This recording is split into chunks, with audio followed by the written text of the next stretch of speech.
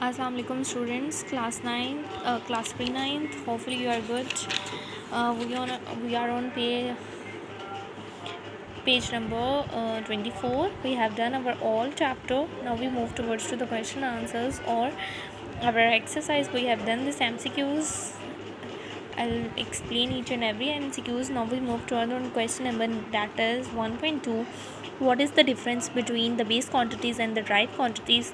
Give 3 examples. In each case you have to write the difference between the base quantities and derived quantities and their examples. Now we have pick out the base units in the following: joule, Newton, kilogram, hertz, mole, ampere, meter, Kelvin, coulomb and watt. We have to select the base units from the following. Number 1 is a kilogram, second is mole, third is ampere, meter and Kelvin. Find the base quantities involved in each of the following derived quantities. First of all, we have to derive the speed. Speed is equals to distance and time taken.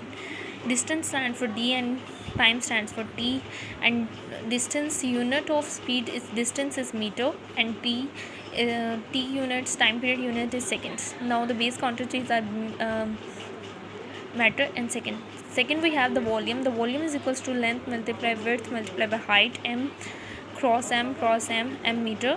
Now the base derived quantity is meter. We have force is equals to F is equals to ma. 1 Newton is equals to 1 kg multiply 1 ms minus 1. 1 Newton is equals to 1 kg ms minus 1. Kilogram, meter and second. Third, we have the work done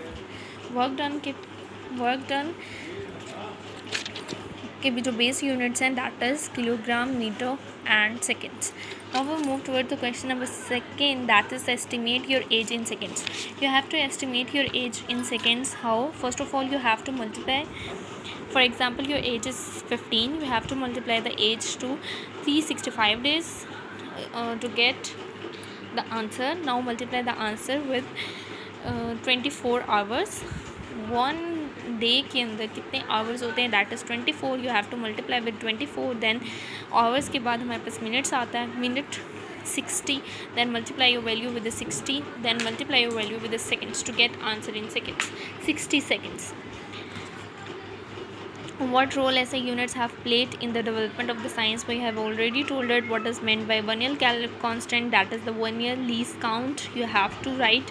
We have already discussed in chapter. What do you understand by the zero error of measuring the instrument? We have done this: zero errors of the Vernier caliper and zero errors of a least count. In next class we will start from 1.9 and start from 1.9 and do all the questions except. Now hopefully you will learn how to attempt the question and answers of all the questions. Okay, good luck. Allah Hafiz.